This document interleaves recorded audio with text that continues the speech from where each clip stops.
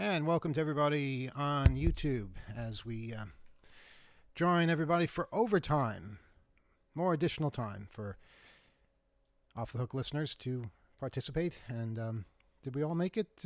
Kyle, you're here? Yeah, I think. And Alex? Present. Gila and Rob? We are here. We are. And YouTube? YouTube is here too. Awesome. Wow. YouTube is here too. Couldn't ask for more. Couldn't ask for more listeners, though. I know it's kind of hard sometimes. There's something with YouTube because I see it go down by like 10 at a time, and then I don't know, something bizarre there.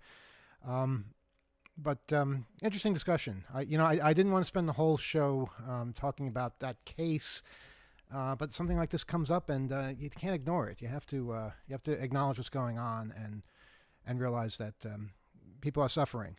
You got to speak up and say something. You got to do something. The alternative of just being quiet. We do too much of that. We do too much of that as a society where we just see things going on in front of us and we don't do enough to try and change it or at least voice our outrage.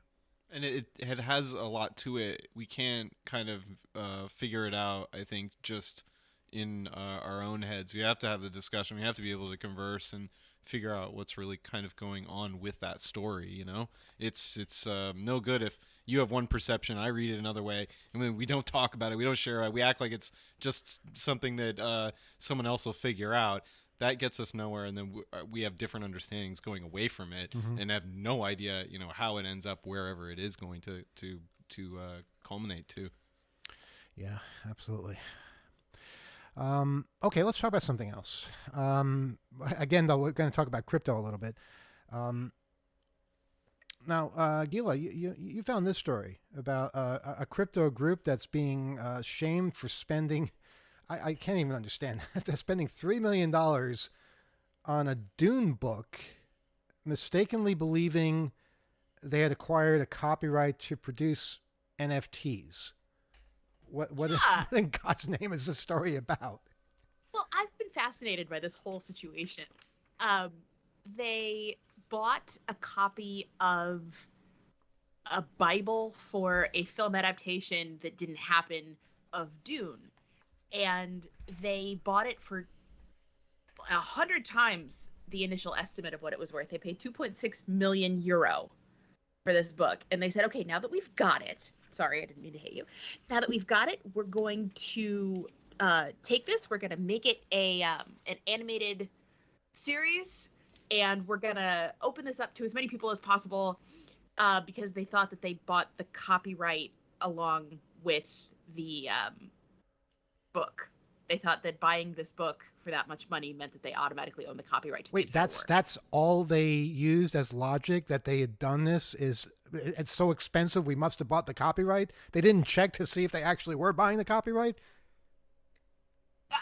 The entire thing of, hey, let's throw 2.6 million euro at something so we can make an NFT does not seem to me to be the harbinger of really good planning. So yeah, I think they just assumed that they had the copyright.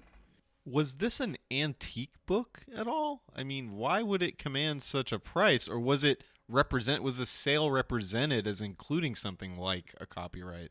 In other words, it was misleading and they were duped? Best I can understand, no, they assumed. They guessed. The book is from the 70s.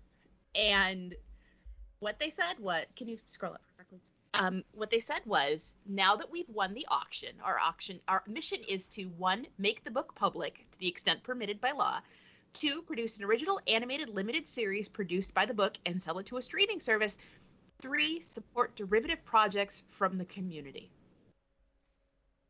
Support as in sue for copyright infringement? Wow. That's how they're going to support the derivative stuff? The whole thing is very confusing to me. So there are 10 copies of this book, right? That was the Bible for the movie that never happened. And you can read the book online for free. It all exists online. Wait, what movie that never happened? There's been a couple of Dune movies.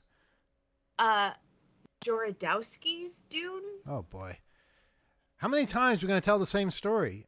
It's just, oh, boy. So where does this stand right now? Uh, uh, Unclear at this point. Okay. Why is it? They're doubling down on trying to make this happen, but Wow. Well, did you have more information, Gila, to give us? no, that's all I've got right now. Okay, Alex. This sounds like this was a misunderstanding, a fundamental misunderstanding You about the think? copyright. Yeah, pretty much. Yeah. A pretty Well, big misunderstanding. Well, about a specific legal doctrine associated with copyright. And Gila, does this ring a bell? Does the first sale doctrine come into play in this case at all? Give me 1 second. Not that I know of. Okay, because so generally, what happens when you buy a book, right? You go or you buy, 2600 magazine or whatever, right? You do own the copyright to that individual book. Well, hold on. If somebody buys a copy of 2600 at Barnes & Noble, they're not buying the copyright. You own the copyright to that individual copy that you have. Yeah, but I don't so think you there can is do what you want with that book. Right, or that okay. copy. You can, well, within you can reason, burn it. you can't kill somebody with it.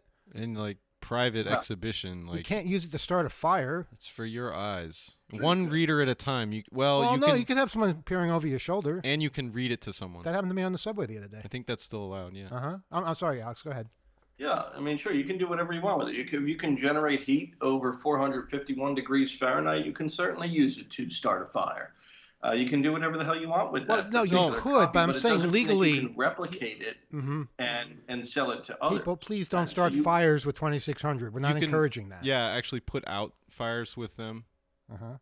We prefer that. By the way, you made reference to the novel Fahrenheit 451. That's the temperature that I believe books burn at. Has Well, anyone paper. Has anyone come out with a parallel novel that's the Celsius number of Fahrenheit 451? Celsius whatever. I don't know what it is. Can somebody ask an Alexis device what what 451 Fahrenheit converts to? Please. No? Okay. That's interesting That's a though, good because question. when you publish books in different areas, there are people that localize the books, and so like the hood of a car in America might be described as the bonnet of a car in the UK and things like that. So people in various places understand it. So maybe it needs to be localized for a Celsius. Which is 232.778 Oh, boy. degrees Celsius. Your Alexis device is a little faster than ours because we just got the same number. That's so. Oh, I didn't Alexa. I just looked it up. Well, But, now you can look up if there's a book with that title or a web page with that title. I'm sure somebody has done this because every idea you think of these days, somebody thought of it last year. all right, let's look at. I just 233. wanted to say that the association with the internet and let's make money, like that has been ingrained. It's sadly, if you're out there and you're teaching, this isn't the immediate association. It should be internet, and the immediate association should be information, not money. And I think that's where these little ventures, they get confused. They think I'll just do this and then internetify it, and that'll make me a Internetify it. bajillion, and then I win, and everybody else will be impressed by me. Go ahead, Gayla. So it's actually funny because their initial plan, this group of people referring to themselves as a DAO, which I didn't know what that stood for until recently, but that's a decentralized autonomous organization. So a bunch of folks. And initially they were like, yeah, we're going to buy this really expensive book and we're going to burn it and make the video of us burning it an NFT. Oh my God! So wait, they're going to spend how much did they spend? They wound up spending 2.6 million euros. So they have $2.6 million to basically burn buying this book. Actually. Oh, and 2.6 million euro. 2.6 million euros. So it's even more in dollars. Let's say about $3 million. And they're going to spend $3 million so they can burn a book and take a picture of that and somehow sell that an original picture for more than, I assume, $3 million. And that was their plan. And you want to trust these people with your money. Yeah, They've got the money. They've got the money. they got the money now, but they're are they a cryptocurrency manager? Is that what they are? They're a group of I think they're trying to make crypto happen, or they're trying to make NFTs and things like that happen. But if I could just really quickly, Yes. Kyle, what you said about monetizing things, and I'm sorry to bring it back to Virgil for a second, but that was where my mind went earlier. The understanding of not understanding and not understanding what he was getting out of it, and this sense that we have that if you don't monetize everything you're doing it for shady reasons. And that whole connection that if he's not going to get money from North Korea, then what's he doing? Wait a minute. Hold on a second. I thought it was the opposite. I thought if you were trying to monetize something that made you shady. But now if you don't monetize, that's suspicious? Well, Absolutely. Just What are we satisfying saying in curiosity. this That's gig not enough. economy, hustle, put it on Etsy. If you have a hobby, you need to be making money from it. If you didn't start a side hustle during the pandemic, you have failed life. It's If we're astute. not Yeah. monetizing it in the eyes of society now, it's like what we're doing right now because we're not getting paid for this. There is a section of society that thinks that we are wasting our time in a big bad way. Oh, no, I'm 'cause used no to one's that. paying us for I'm it. used to that, but to be thought of as being extra shady because you're not making money at it. Oh, we are super shady. Yeah, but for different reasons. And we're chumps Yeah. because YouTube gets to sell ads, even though we turn that off or something, and we're not monetizing it. They're still going to make money from everybody else on our content without us really knowing it because we agreed to something because this is the platform we're using. Yeah, there's so many layers and depths of what people are impressed and not impressed by. The important thing is to realize the power of the network and the information, yeah, being financially stable is a goal all the way around, but it shouldn't be the point. Go ahead, Rob. And to take it back to the Dune thing here, I mean, what this book was, it was the Bible for a film by Alejandro Jodorowsky, who is a surrealist filmmaker. And it was going to be a really weird version of the film Dune. They only made about 10 of these copies of this book because it's a small thing. It's not for, widespread publication.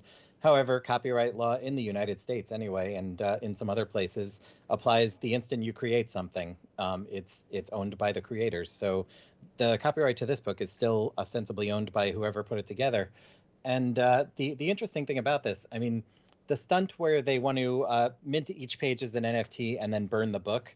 I mean, the KLF did that in 1994. There was a movie called Watch the K Foundation Burn $1 Million Quid, where a performance art group known as the KLF, the Justified Ancients of Mumu, the Jams, a bunch of other names, they were known as the K Foundation at the time, and they took £1 million, £1 million sterling that they had made with a hit record, and they took it out to the middle of nowhere and set it on fire and filmed it, and that was their art project. So, that's been done. There's nothing new in the art world. But, there's nothing new in the art world? You just said that? Yes, and I say this as an artist, as a working artist. There's nothing new in the art world. But the thing that keeps the question that keeps raising in my mind about this is they call themselves a decentralized organization, but someone has to receive the physical book. So I'm wondering if this is maybe just one fan who duped a bunch of crypto bros into financing their purchase of an expensive collectible that they now have, and can't obviously do the thing they claimed they were going to do with it. So are they just going to squirrel it away in their vault somewhere and have an expensive gloat that's been paid for? Speaking of duping a bunch of crypto bros, what's up with crypto.com? What's up with crypto? What, nobody heard about this? It's the headlines everywhere. Crypto.com got hacked, and millions of dollars are lost. Nobody here knows about this. Wow, I just assumed that was on everybody's fine. No. I put a rain filter on. I'll find the story then. Crypto. I Hold on. Can I just share one more thing? Go ahead. There is an art project book known as Celsius 233 by an artist called Philip Zimmerman, who it's about burning books. And you can own it for the low price of $375. And it also, there's a 5-minute YouTube video that he suggests you put on the background as ambiance when you read the book. Wait, hang on a second. Phil Zimmerman, it's not the PGP cryptographer, Phil Zimmerman. I think more than one person might have that name, Alex. It could be. Pages, hand-bound using a multi-needle Coptic stitch with sewn-on hardcovers made of acid-free solid core black museum board. This is very intense. Did people ever make books out of like things that are poisonous when they burn as like a anti-burning like tactic? Okay, I got the story. And of course, many of us know that Crypto.com used to be owned by our friend Matt Blaze, and then he sold it to these people apparently. And boy, they sure have run a number with it. Monday reports emerged that Crypto.com had halted withdrawals after a small number of users experienced suspicious transactions on their accounts. The cryptocurrency exchange has since resumed withdrawals and confirmed that its users' money was safe, but reports emerged later that it had lost 4.6 thousand Ethereum, which is $15 million, and was being laundered using Tornado Cash. Yeah, I'm not really sure what any of that really means. And now there are reports out there saying that the loss might be as much as 33 million. So there's a lot of mystery, and Crypto.com is not really acknowledging what's going on. That's leading to all kinds of speculation and suspicion. Do they have insurance? I don't know how it works. I don't know how They any run of it on the works. bank at crypto.com. Like, are there insurance policies for your crypto market or whatnot? Oh, it's not like the FDIC. What do you do? Yeah, it's not backed by that. Well, look, I'll say two things. I do believe that there are some innovations in the insurance market right now that relate specifically to blockchain-related companies. I don't think there's anything that focuses on cryptocurrency exchanges, but other types of insurance policies might come into play here. Cyber liability policies in particular, maybe even something like D&O, insurance director and officer insurance, errors and omissions, perhaps. It all depends on the contours of how these policies have been written, as well as the exceptions that might be in a cyber liability policy. I imagine an insurance company would be very concerned about exactly this type of liability if they were going to provide any kind of coverage for cybersecurity incidents. Well, they would want to assess. They would want to assess, right, Alex? And what are the details of how this was broken? Is this still broken? And that's where the acknowledgement part, I think, having sparse details is hurting the situation, right? Yeah, that absolutely right.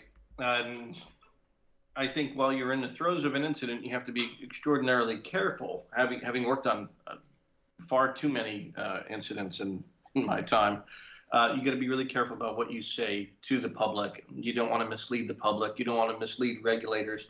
And any kind of cryptocurrency exchange is certainly going to be concerned about perhaps like the CFPB, the SEC, the FTC. There's lots of 3-letter and 4-letter acronyms. Right, but saying nothing or saying too little can also be extremely harmful, and I think we might be seeing that here. Absolutely. Look, all that being said, too, though, having monitored for quite a while now attacks that are focused on cryptocurrency exchanges in the DNS and the domain name system on a daily basis, it is pretty extraordinary to see the volume and the velocity of domains that are registered every single day, whose sole purpose is to phish people with substantial cryptocurrency accounts at these exchanges and cause them involuntarily to part with their money. So there is a huge amount of attacks focusing on these exchanges, and they need to be really, really cautious about them. They need to police the DNS, and I think users have to be really, really careful about phishing emails, about clicking on any kind of links. We say this nearly every week. Don't click on links from untrusted sources. Don't click on links even from trusted sources, because what looks like a trusted source might actually be a bad actor leveraging that particular trust that is assumed between you and this other party. Be careful about searching for login terms when you are on Google. Make sure you navigate, let's say, to Coinbase.com directly, or Celsius.com, or perhaps Crypto.com. There's a lot out there that is targeting holders of cryptocurrency, and it's frankly, every time I look at this, it's a little terrifying. We have a phone call actually that's been sitting on hold for a long time, and we didn't give out the phone number yet, so I don't feel guilty about that. Let's take this phone call and then we'll give out the phone number. Good evening. You're on Off the Hook Overtime. Good evening. Hi. I hope you enjoyed your time on hold. I did. Before I update you on the saga of the copper line, Oh, yes. two minor notes. They don't say what kits they're giving out free for COVID, but the ones right now, as you're probably well aware, are not necessarily that sensitive for Omicron, but there are a couple of others that are hopefully going to be cleared at the end of January and into February. And since there's no way of knowing what you're going to get, I'm wondering whether it might make sense to hold off in ordering your tests until there might be a greater chance of getting better tests. Well, it doesn't make sense because you're entitled to this every month. You can get 4 tests per month. No. You're entitled to your insurance will reimburse you for 8 tests a month. Right. But but the system where you get 4 tests sent to you, that's 4 tests, period. Well, that's hard to believe. You're saying this is a one-time thing? We're never going to be able to do this again? Yep. Well, then in that case, I'd say get it before they run out. But if if your insurance is going to reimburse you for 8 in a month, then if you can navigate well, the hoops right now paperwork. it's hard to get them. I'm sure there'll be more available, and I'm sure the paperwork won't be that much of a hindrance when everybody is doing this. So. But the other thing is the ignition point, the auto ignition point of paper, there is a range. Okay. And in Fahrenheit, it's between 424 and 475. In Celsius, that works out to between 218 and 246. So I guess they picked the number right in the middle of that. So that's how they got Fahrenheit 451. Yes, and, it's the flash point. Yeah, so Celsius, I imagine they did the same thing. Mm. And, of course, now we got to get Kelvin. Okay, now the saga of the copper line. Yes. No, the glass line. It's glass. Everybody sit down for this. It's going to be glass, I hear. You want to hear this? Gather around. Okay. Yes, go ahead. Pius. They bullied me, and they would not give in, and they said they had permission, and they were going to disconnect my phone line and take away my phone number. Wait a minute. Wait a minute. Where's your hum? I don't hear your hum. There's no hum because they switched me to Fios. Oh, my God. You've changed. She's a whole new... Wait. She's gone. This is not... Oh, my goodness. I don't recognize it. Yeah. You're no longer analog. You're no longer copper. It sounds wonderful. Too good to be true. You're calling us from the future. You know the box that they're supposed to give you for if and the battery for if the electricity goes out? I have not gotten that. Is it coming? Supposedly. We'll see, won't we? Okay, can you describe how your new line is different from your old line, apart from the fact that people can now hear you? The hum is gone and not missed. But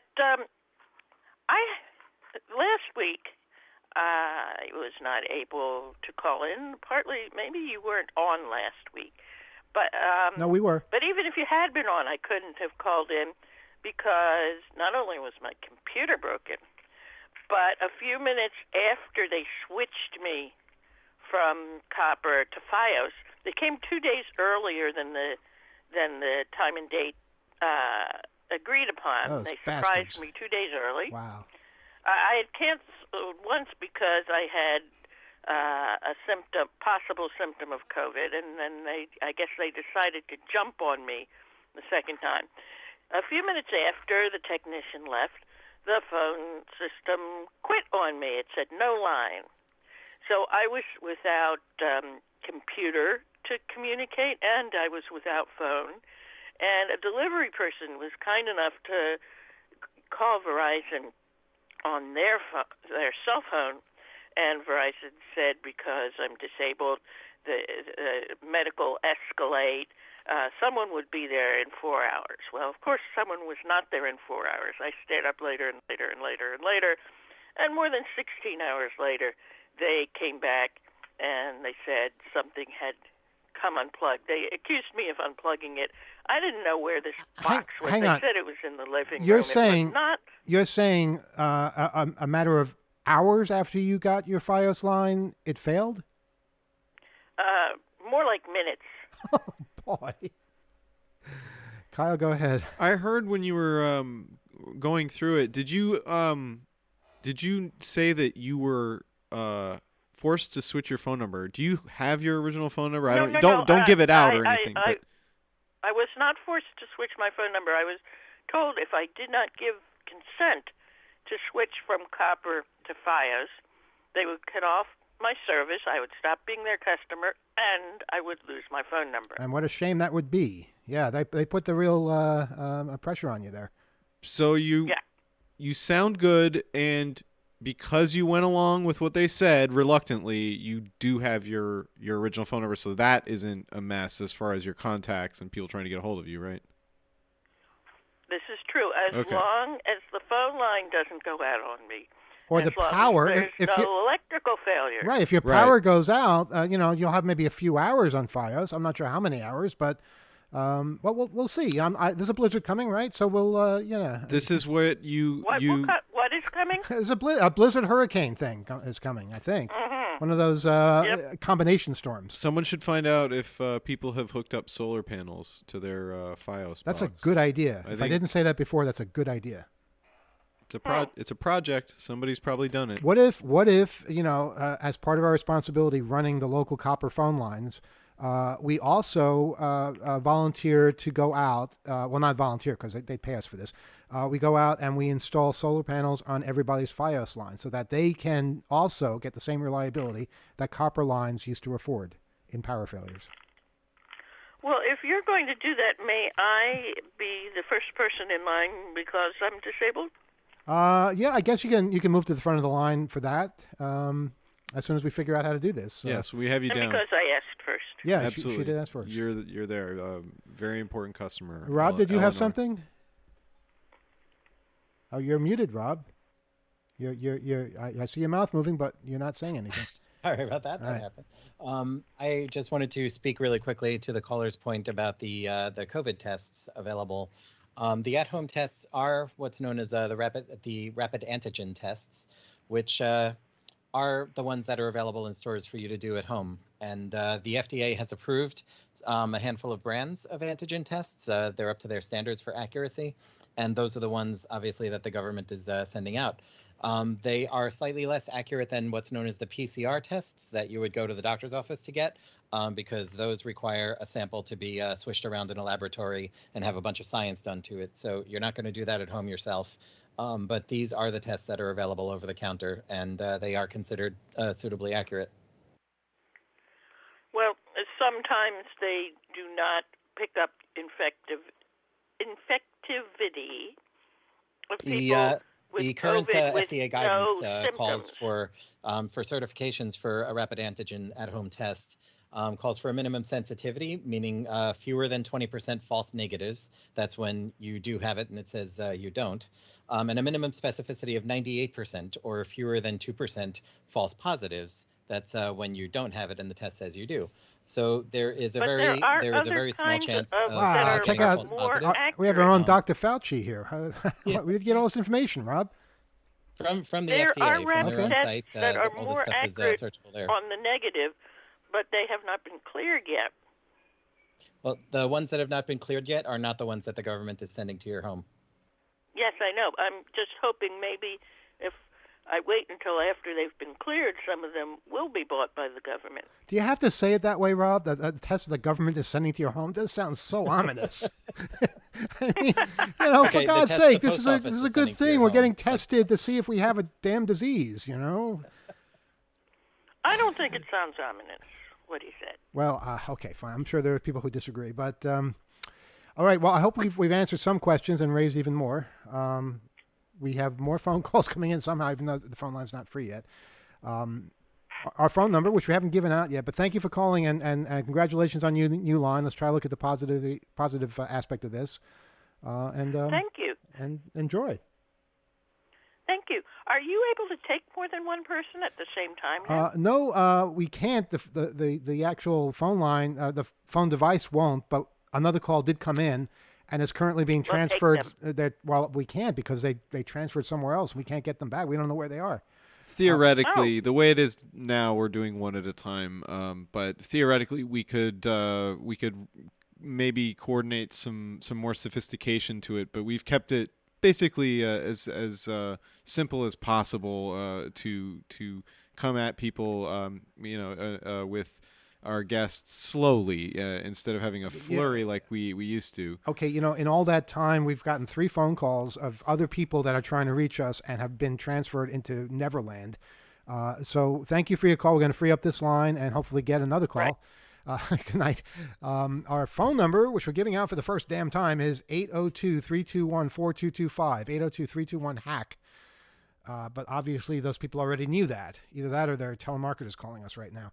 802-321-4225. So when we actually hear the audible bell ring, that means one of those calls has made it through. Otherwise, we just see it on caller ID as they zip by and go orbit the sun somewhere, and maybe we get them on the way back. I think we're getting a call right now. Well, actually getting 2 calls, but I think one of them nosed in ahead. Let's see who's out there. Good evening. You're on Off the Hook Overtime. Go ahead. Hello, this is Bill from Missouri. How you guys tonight? Pretty good. How are you? I'm hanging in there. I got a couple things I want to talk about, like accessibility for people. Well, where I've lost my eyesight recently. You lost your eyesight? I'm sorry? You say you lost your eyesight? Well, yeah, I can still see. It's all blurry and there's spots everywhere, and I can't really read and things like that. And when it comes to computer screens, might as well forget it. I can't really navigate that well. Even when I zoom into web pages and everything else, it's still so spotty and everything. Well, hang on.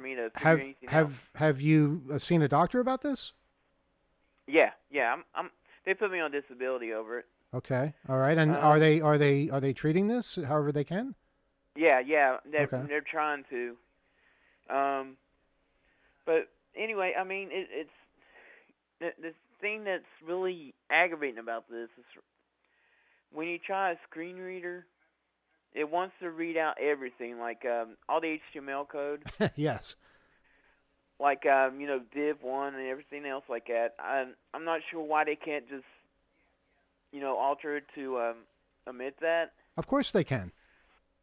They just haven't. They haven't. But they can. Yeah. And when you try to do forms, right, when you're trying to fill stuff out, when you try to zoom in and everything to try to read it, it doesn't scale right. Mm-hmm. So it's just basically pointless.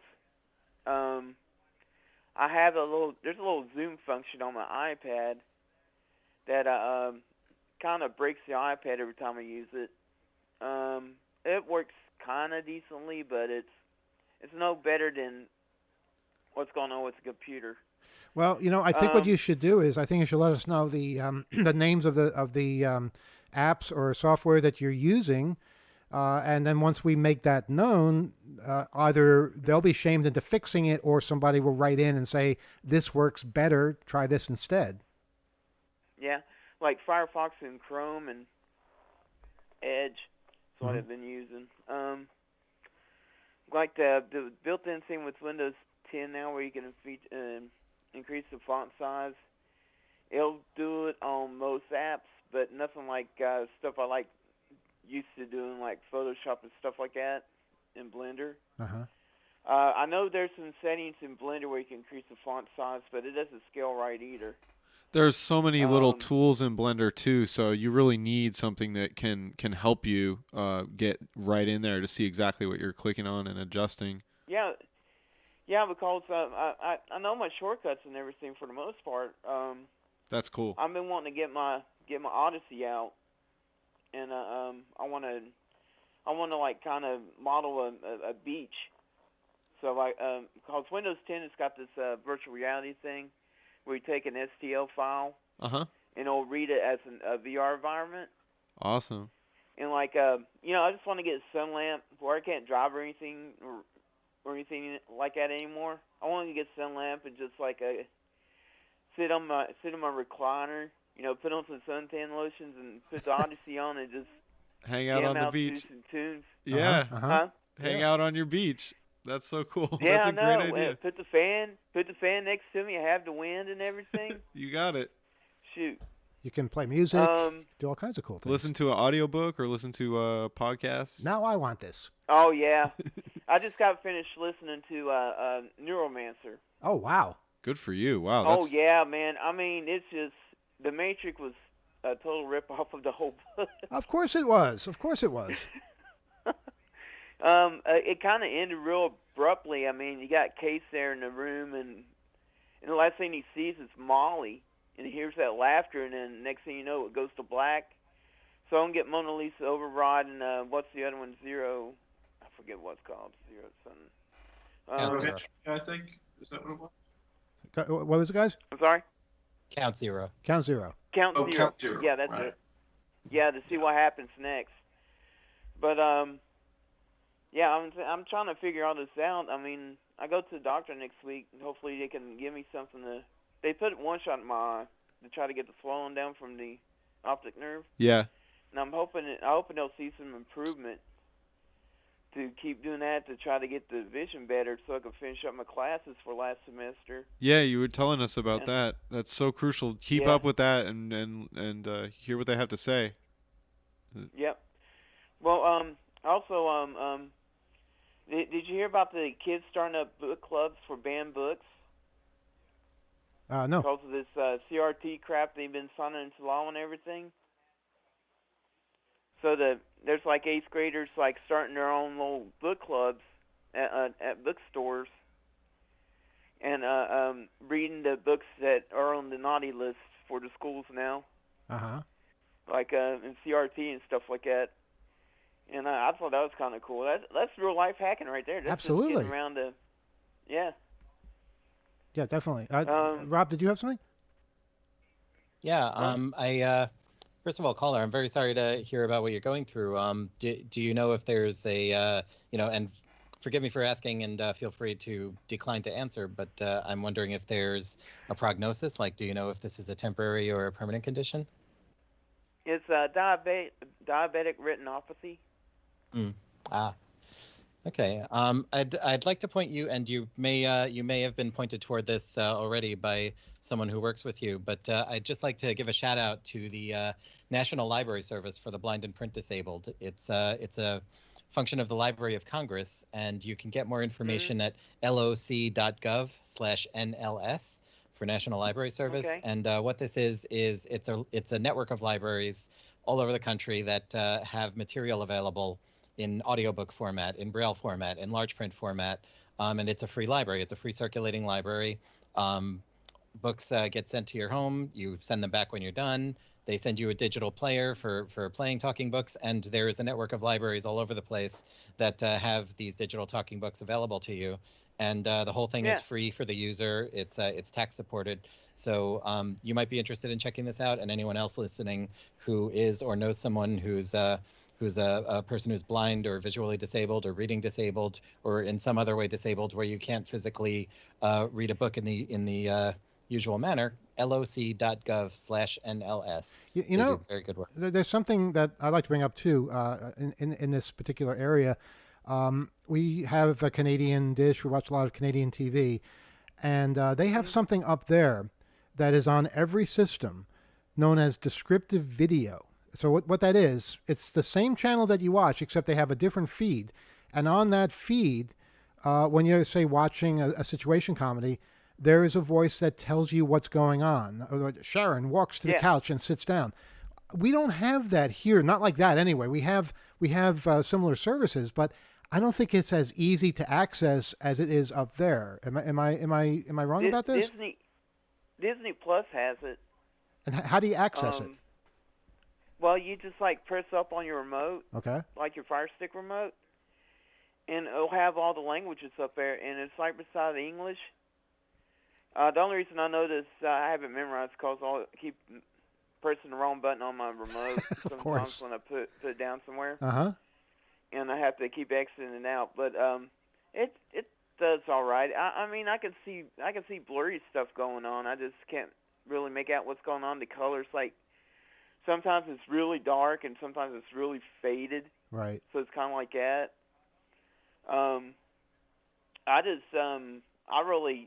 signed up for the astronomy club out here, and the school I go to has an observatory. As long as I'm a part of this part of the astronomy club, I can use that telescope, which is like a 21-inch telescope, right? Uh-huh. So my big plan was to get them to teach me how to do it. I was going to try to find some comets or something like that, or just do some observations on like Jupiter and the moons and stuff like that. Uh-huh. Something really cool. And all this happened, and I can't even do that. And it really kind of hurts. It hurts my feelings a little bit. Yeah, well, life is full of frustrations. I know that, but you can still get very involved in astronomy, without the benefit of eyesight. It might sound like it's impossible, but people are making all kinds of discoveries all the time and not even looking at the sky. But it's truly an incredible time. Alex, I know you have something. Go ahead. Yeah, Bill, and speaking of frustration, I remember when you called last week and you mentioned that you were having difficulty acquiring certain medicines and financial difficulty and whatnot. Mm-hmm. We were moved by that, and a colleague of mine who also listens to the show every week heard this. We had discussed offline if we thought we might be able to help you in some way, and we decided that we probably could help you.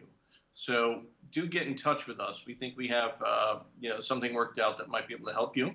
So if you email oth@2600.com, I will reply, and both he and I will get in touch with you about some measure of help. Well, they approved my disability, right? The only thing I need, SSI needs like some kind of documentation about my grants and stuff I've been getting for the last year. And well, yeah, look, I'll don't go look into it now. If I need anything, Yeah, don't go into it now. Call, just email oth@2600.com if you'd like, and I will. I'll be in touch with you offline. Oh, okay. All right. I think. Okay. I think Rob has something else. Go ahead, Rob. Yeah, going back to the audio description track for TV shows and films and things, there is actually a site that's put up by the American Council for the Blind, or American Council of the Blind, rather, and it's called the Audio Description Project. And you can get to that at adp.acb.org. And that has a guide to how audio description tracks work, what networks and things and apps and such like have it available. They also maintain a list of DVDs and Blu-ray discs that have such a track on there for people to use. And I remember talking about a story on this program. I think you guys were, Ian, Kyle, were traveling, and I was running the board. And there was a story going around about when Netflix put out a show about Daredevil, who is a superhero who is blind, and they neglected to put a descriptive track on that show. No one thought maybe the blind community would be interested in the show about a superhero who is blind. But it was quickly rectified after there was an uproar online about it. But it just goes to show that it's not given as much thought as things like closed captioning in this country, which is pretty pervasive. You can get it on pretty much anything now if you turn on the television.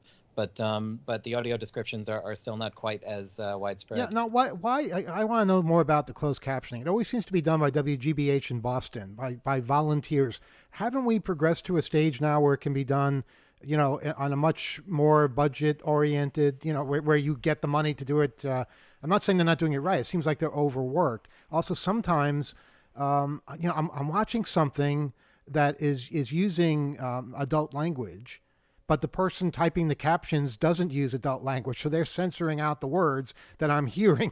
And I'm just wondering, where's the disconnect here? Shouldn't it be a verbatim description of what is actually being said. And that would never happen on a relay phone call, but No. because it's broadcast, they censor like crazy. Yeah, But yeah. a phone call, relay operator would type absolutely everything you say. If there was like a sex call between two people, that relay operator would have to say all the things They will. or type all the things. Yeah, it's Without blushing. a lot of stories. Well, for the recorded shows, as far as closed captioning goes, I'm surprised they don't hard code it. Mm-hmm. Yeah, that's a good idea. They should. Yeah, I mean, when you rip a DVD and whatnot, you can rip it closed caption and everything as a CRT file, right? Mm-hmm. And add it back, and even have time codes. So if you want to add in a little something like a little commentary track or whatnot, you can do it like that. Yeah, VLC. I remember you can work with those files in VLC. Again, Canadian TV, we were watching CPAC, which, by the way, CPAC up there means something completely different than it does down here. It's Canadian Public Access something or other. It's their C-SPAN. And there was a hearing being given, and there was somebody on the bottom right doing, what do they call it, open captioning, basically, where they're doing sign language for the deaf. Right, What's ASL. that called? Yeah. Okay. So somebody is there. Sign language. Yeah. Yeah. It's not closed captioning. It's open. It's somebody actually doing the translation An right interpreter. Yes. But there was another person on the left doing the same thing, and one was English, one was French. Mm-hmm. So it's really amazing to see all the ways that people are being included, which is something that I think we still need to work on here. Yeah. Being bilingual is like a dirty word in this country. Isn't it? Yeah, that's true. It seems that way. There's no official language in America to begin with. The founding fathers didn't want it to begin with. Mm-hmm. And if you took all the languages that are actually spoken in America, included Native American languages, there's like hundreds of them. At least. I mean, it's just. I mean, I grew up in Virginia, and people were just amazed that people spoke French down in Louisiana and stuff like that. Mm-hmm. Yeah, absolutely. And they're amazed that there's so many people who speak Spanish out in West and everything. And it's like, well, there's more to things than just what's outside your front door. Mm-hmm. I kind of went on a rant because I had some people post some crazy Trump is savior kind of stuff and like all this anti-science stuff. Uh-huh. So I was like telling them about when it comes to stuff like the Big Bang and stuff like that, the way we figured out there was a Big Bang is because of Edwin Hubble. Edwin Hubble, back in the day, he started measuring the redshift of light of galaxies. So the amount of redshift determines the direction and speed that you're going. So it's not that big leap of a faith to backtrack from that point. The direction and speed it's going to figure out it's coming from one point. Kind of like having a garage with like 5 cars going out from a garage. Each car has its own little road it goes on to, so it's going on those directions. But because you can measure that speed and direction that car is going, you can determine which road it's going, and you can determine which garage it's going to. You know what I mean? Interesting. Yeah. And yeah. The only thing we can't figure out is what goes on in the garage to create the car.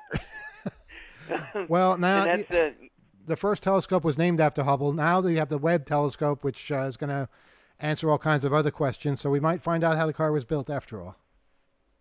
Well, yeah, the way that works is you take a prism and when you look through a telescope, the light from the object you're looking at goes through the prism, and it'll go into a rainbow, right? And if you see any black lines, it means that there's some kind of gas absorbing the light.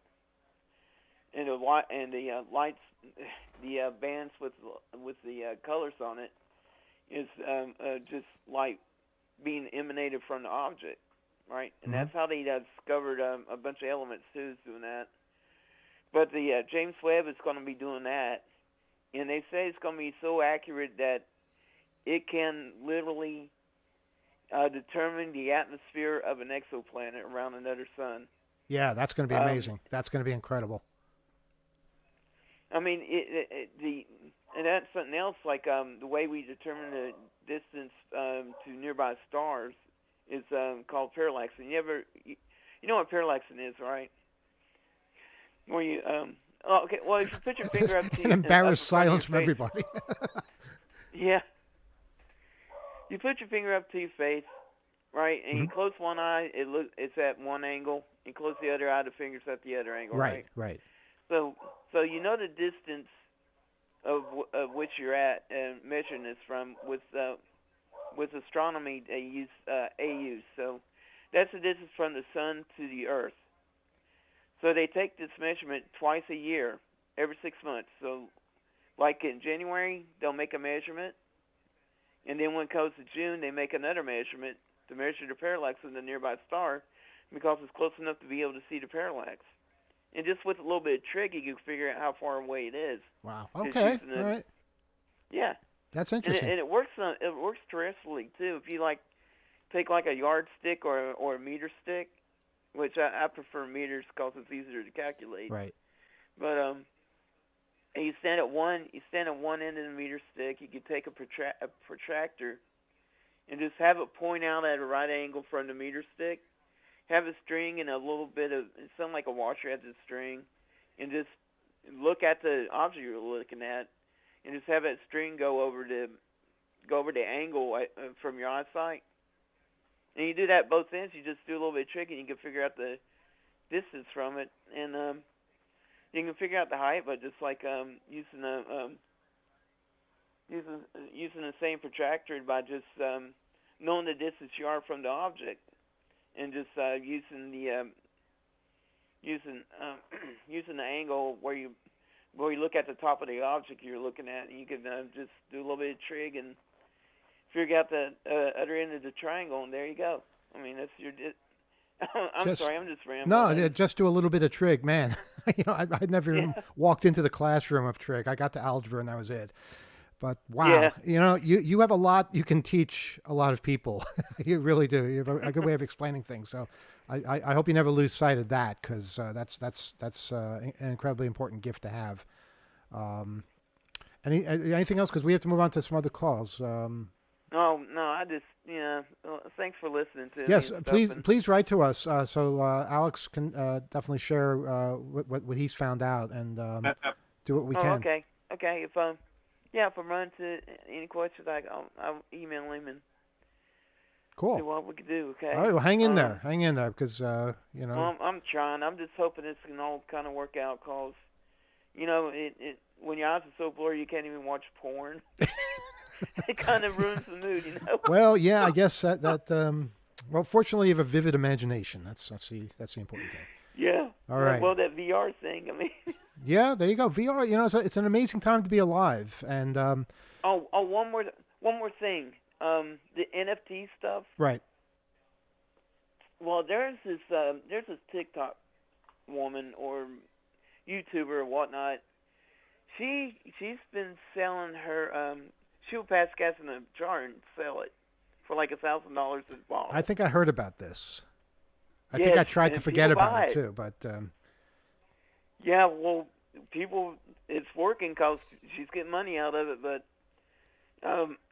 which kind of makes me think of stuff I could do to try to sell it, but that's neither here nor there. But she got sick from eating too many gassy foods, so she can make more, poot jars. So she started selling NFTs. I can't remember the price, so it's like something outrageous. But it's like a picture of her jars. And I was just talking to my brother a little while ago about it, and I was explaining to him, you don't really own the picture. All you own is the receipt, right? Yep, that's pretty much it, I think. So basically, it's like going into a CVS or a Walgreens and buying something off the shelf, but not being able to take the thing off the shelf home.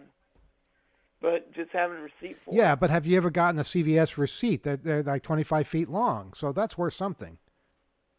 Yeah. Well, the hatch is about that long, so I guess it fits. Yeah, you can do all kinds of things. Great hearing from you. Please keep us updated, and best of luck with everything. Okay, thanks, man. All right, you take care. You have a good one. All right. Bye. All right, our phone number 802-321-4225, 802-321-HACK. Can't believe we're almost through the hour. Boy, time flies. Do we have another call? I think we might. Okay.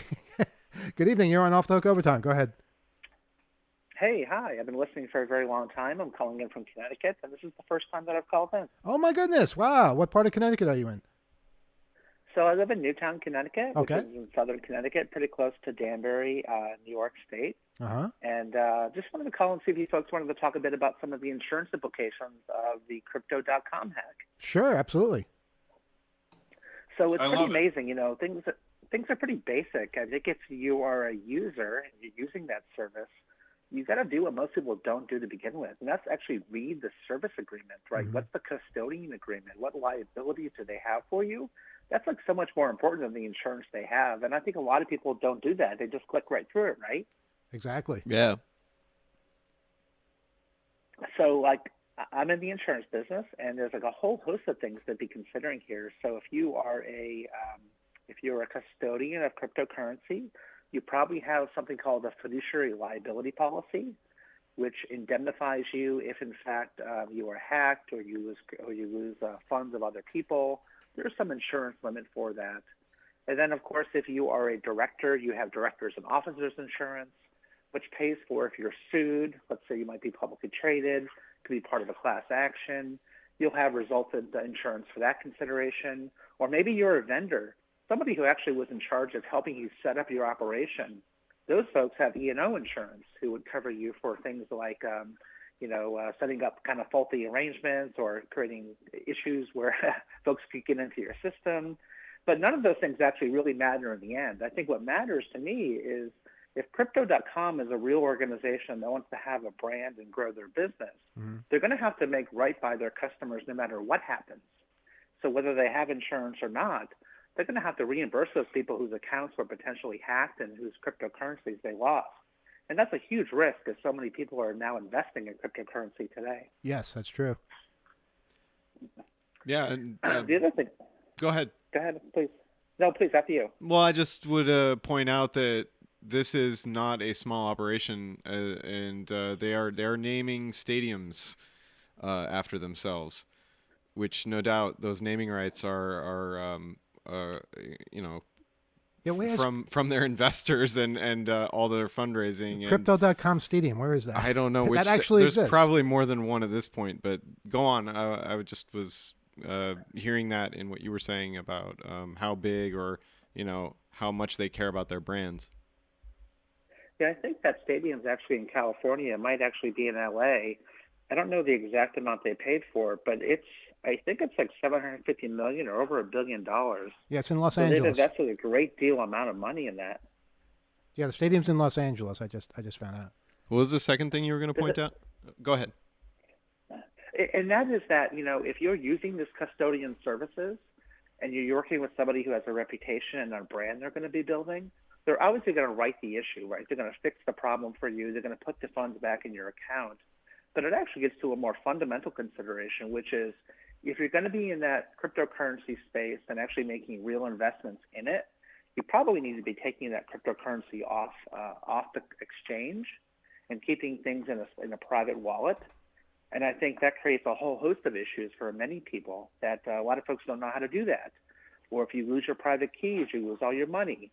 So this is really a nascent space, I think, for the insurance business, where a lot of folks have not solved for this yet. So let's say you take your currency off the exchange, you lose your keys, you lose your wallet. That's a big deal for a lot of folks, and the insurance industry hasn't actually come up with a product for that yet. Right. So if you're in that business, this is a real opportunity because I think this is an important part of our future, maybe not just for cryptocurrency, but for NFTs, for digital engagement, interacting in the metaverse. It's just a fascinating space. You can really get lost in this conversation. Yeah, I'm almost lost myself right now, but you work in the insurance industry. Yeah, I sure do. I have for a very long time. So it must be particularly interesting to you to see all these changes and to wonder how insurance can be a part of that. Does the insurance world, do you think they're doing enough to keep up, or is there a lack of creativity there?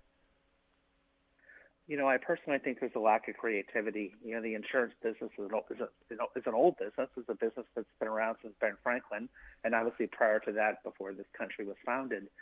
I think the opportunities we're seeing are from younger folks, people that are entering the space kind of digital first. They have this new awareness of where the economy is going, where people's trends are going. I think about a company actually in the UK. It's called Nexus Mutual. No affiliation with them whatsoever, but they actually create insurance contracts that ensure the certainty of smart contracts executing in the way they're purported to execute. So that's a brand new product. That company has grown from like a couple $1 million to I think over $100 million today in premium, but it's a risk that no one else is covering. So I don't think it's going to be covered by your traditional insurance brands. It's going to be done by people that you haven't heard of before, new people in the space, younger folks getting started in a career, kind of a digital first perspective. It's a really interesting and fascinating area to work in. I think you should write an article for 2600 about this because it's a fascinating topic, and I think it would generate a lot of interest. I really do. Alex, I think you had a question? Yeah, absolutely. First a statement and then a question. I'm so excited about this first-time caller calling. I think it's a veritable fountain of knowledge when it comes to insurancing and the insurance industry. And by the way, you guys, the insurance capital of the world is in Connecticut. Do you know what city that is, Emmanuel? Why would I know that? I know our caller must know that, but I don't know that. If I had to guess, okay, you know what? I know what it is. It's Hartford because Hartford Insurance. Right. I've heard of them. Damn it! Wow. Right. All right. I'm smart. Right. Good guess. Good guess. Halfway between Boston and New York, where you weren't going to say Bridgeport. You know that. But anyway, so this caller, I wanted to ask you in particular. Well, actually, one more point before I go into that. With respect to how the stodginess of the insurance industry and whether it's evolving and whatnot, I will say, as a lawyer, what was always fascinating to me in law school was just how many really seminal cases in the history of the United States, lots of Supreme Court cases, all originated in the context of insurance companies and somebody suing over whether or not there was coverage for a particular claim. If it wasn't for the insurance industry in this country, I really think we would have a completely different version of the common law. That industry has propelled so many fascinating legal precedents in American jurisprudence. With that in mind, caller, I'd love to get your opinion about whether this crypto.com hack would implicate and in what way a cyber liability policy.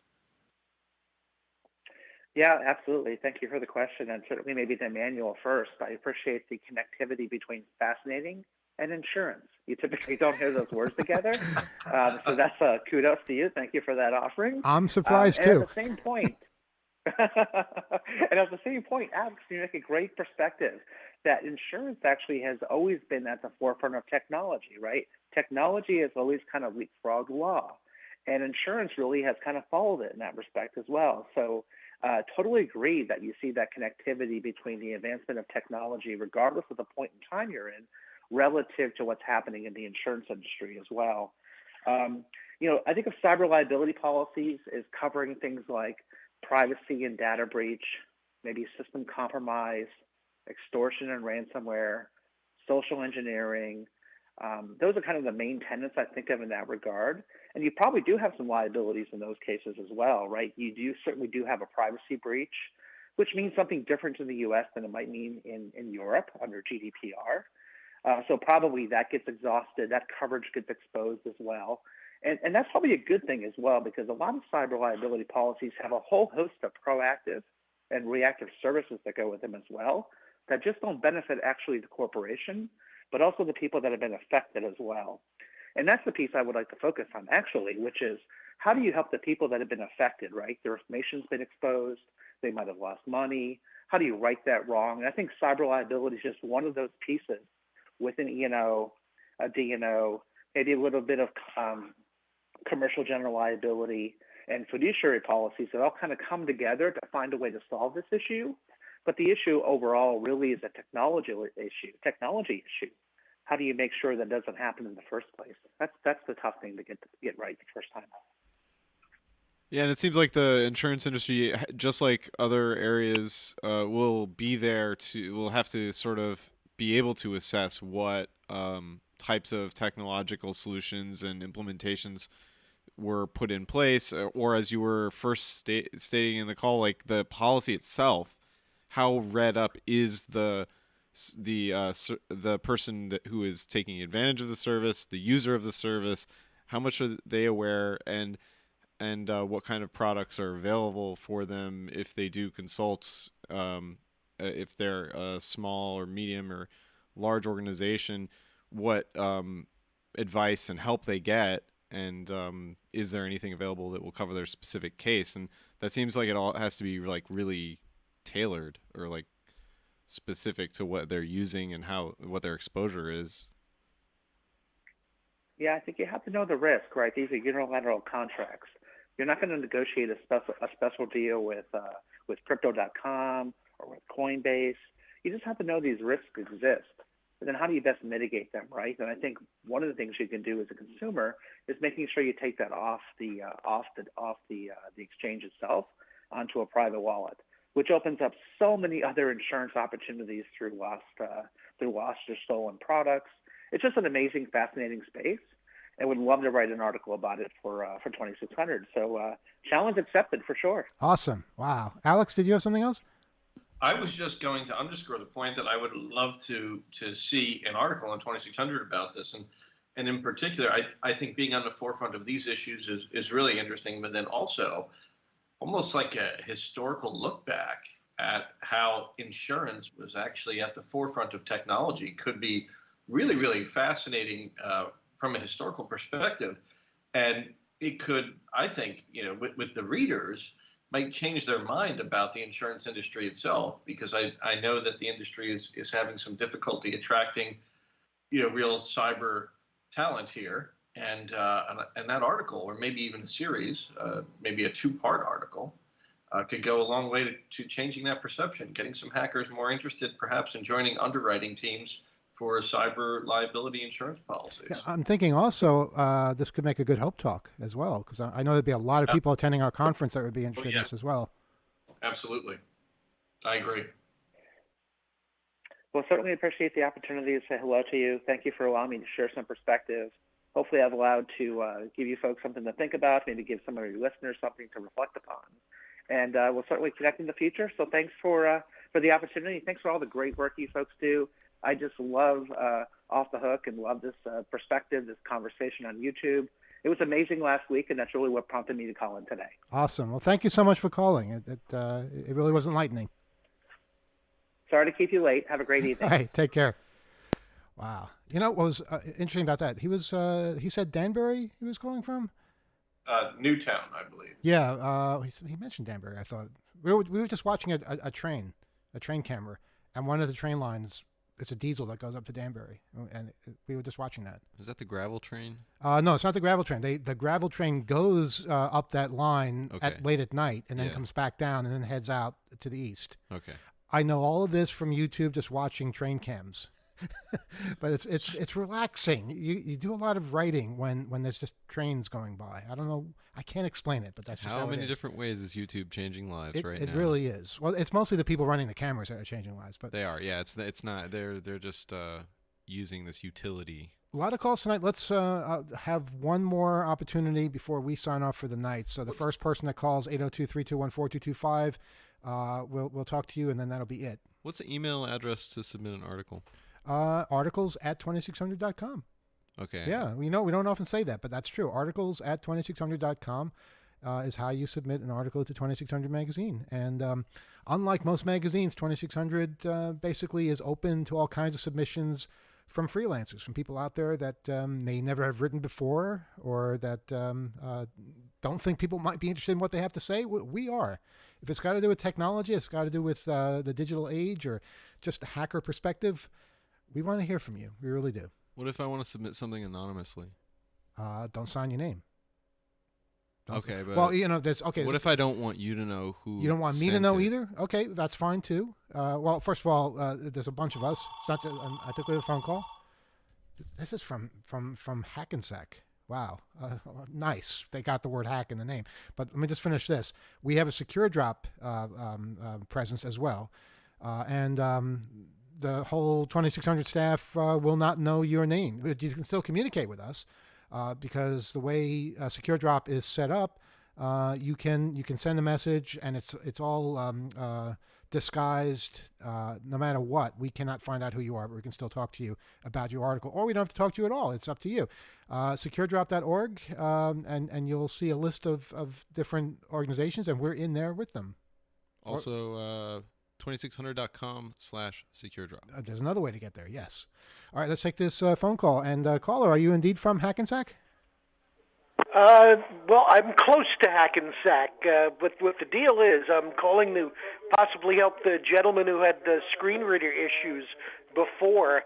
There is a screen reader which he may not be aware of, which is free, a very comprehensive set of software, which has been in development for about 10 years or more by a bunch of programmers all over the world, and they have, you can get it by going to the website www.nvaccess.org, and that is a screen reader that is, I have never seen it have problems like that by reading too much or too little on the web pages, because you can configure it appropriately to ignore a lot of the garbage that's on their source code or whatever if you don't want it.